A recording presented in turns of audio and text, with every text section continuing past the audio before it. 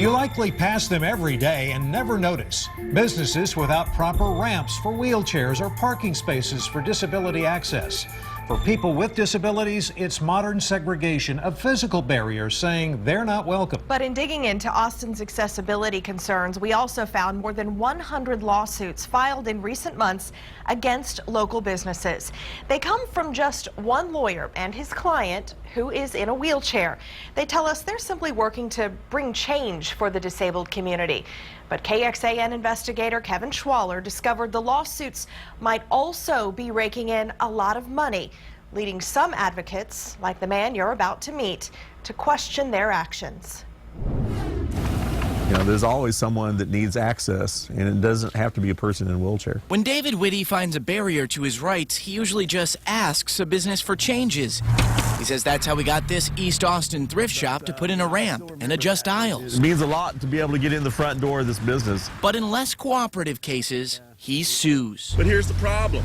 They don't let everybody in. This is Whitty with other disability advocates announcing a series of lawsuits. We found they aren't alone in pushing for access under the Americans with Disabilities Act. In fact, we discovered over the course of 6 months, one lawyer has filed more than 100 lawsuits against Austin businesses. Omar Rosales sued this South Austin convenience store for discriminating against his client, John Deutsch, who uses a wheelchair. The suit claims the shop didn't meet ADA standards. Need a copy of your receipt? Family business, local. The corner store's owner, Jose Carranza, says he immediately made the requested updates. This is brand new. A new ramp, a new parking layout, and more space in front of the door. Total cost for the changes, $3,000. The reason why I'm scared because I never saw a client coming, a handicapped client coming and complain. Carranza says he was also going to change the lip of this door threshold. The lawsuit claimed it was too tall, but a contractor disagreed, saying the height met ADA standards. Then we started noticing a lot of the businesses Rosales is suing are neighbors, one after the other. Like this Mexican restaurant. It's one of 17 lawsuits on the same street as Carranza's convenience store.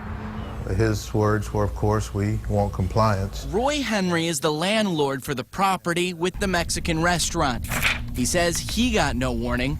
Lawyers tell us ADA doesn't require a notice before filing a suit, but Henry says when he spoke with Rosales on the phone, Rosales asked for a check. I said, well, I mean, sir, is this about compliance or is this about money? The guy said, well, if he don't want to take fixing this thing or make settlements, I'm going to send you a letter, and then that's what he did. The letter Carranza received demanded $7 grand and suggested he could face up to $100 grand in attorney's fees and penalties if he didn't settle. Then it scared me more. I've never, ever seen a letter like this from any of our attorneys. We asked Whitty to take a look at the letter because of his experience with ADA lawsuits. My priority is for getting access, and it seems like the priority here is more about getting the response to the letter, which is about money. We also showed him the list of places Rosales is suing. You know, I visited many of these businesses. Maudie's Tex-Mex, I've eaten there many times, had no problems, no issues. We tried to talk with Rosales' client, John Deutsch, to ask if he's actually visiting all of the businesses in his suits. I'm with KXAN News. I just had a couple questions for you about these lawsuits. Doesn't look like he wants to talk. Rosales also declined an on-camera interview. Hi, this is Kevin Schwaller with KXAN News. But on the phone, he said businesses have had decades to make changes, and the lawsuits are a way to make sure those changes finally happen. Keep in mind, some of the businesses are new, and accessibility standards can be pretty confusing. Business owners might interact and be following rules from city, state, and federal governments. So owners might not always know they're doing something wrong. And now, well, lawsuits like this can get them to make changes. The advocate in our story believes that a letter like the one you saw there could actually strain the relationship between the disability community and those businesses. Well, what are the businesses in your story doing about these letters now? Well, the first business you saw, Rosales dropped the lawsuit against them, the corner store. The owner agreed to a confidential settlement, and the landlord for the Mexican restaurant, however, plans to continue fighting the lawsuit. And Kevin, really quickly, we understand this isn't the first time we've seen something like this from this specific lawyer. Yeah, that's right. Tomorrow on KXAN News at 10, we're going to look exactly that, show you even more cases from the same attorney. All right, Kevin, thank you. An attorney with the Texas Civil Rights Project says it's important to remember the ADA is a civil rights law, and it allows people to sue if they've actually been discriminated against.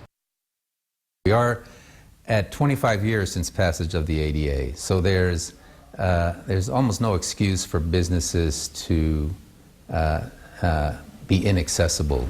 Lawyer Joe Betta says that's regardless of when the business was constructed. He explains businesses go through city approvals for new construction, and Texas has its own accessibility standards.